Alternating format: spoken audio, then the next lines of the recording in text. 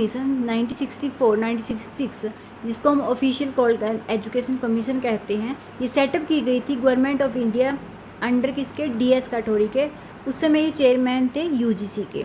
इन्होंने कुछ रिकमेंडेशन दी थी, वो क्या क्या थी। जनरल रिकमेंडेशन में क्या कहा था इन्होंने, एजुकेशन के एम क्या होनी चाहिए, हमारी नेशनल इंटीग्रेशन होना चाहिए, सोशल इकोनॉमिक डेवलपमेंट होना चाहिए, मॉडर्नाइजेशन होनी चाहिए, साइंटिफिक होनी चाहिए हमारी स्टडी को, ठीक है। फिर उन्होंने कहा था कि एक एक्वलिटी होनी चाहिए, इक्वलाइजेशन होनी चाहिए एजुकेशन अपॉर्चुनिटी में। ये नहीं है किसी के साथ किसी तरीके का भेदभाव किया, चाहे वो बैकवर्ड क्लासेज हों, एससी हों, बीसी हों, किसी भी कैटेगरी से हो, सबके साथ एक्वलिटी हो, वुमेन हो, मैन हो, ठीक है। फिर उन्होंने बात की जो इसमें एडॉप्ट की गया था स्ट्रक्चर जो स्टडी का एजुकेशन का, वो किया गया था 10+2+3।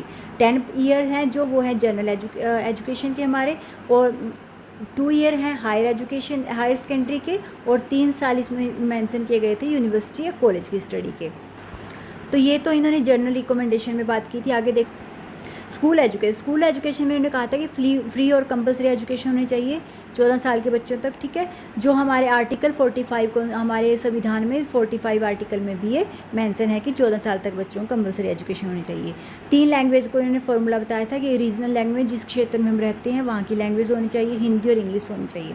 वोकेशनलाइजेशन होना चाहिए कि हमें व्यवसायिक बनाना है शिक्षा को, कि बच्चों को इस तरीके से खाना है सेकेंडरी एजुकेशन में ताकि वो कल को कोई व्यवसाय कर सकें, उनका किसी तरीके से वोकेशन कर सके, उनके काम आ सके वो स्टडी। और साइंस और मैथ ने कंपलसरी बताया था कि मैं साइंस और मैथमेटिक्स क्या है कंपलसरी होनी चाहिए स्कूल लेवल पे।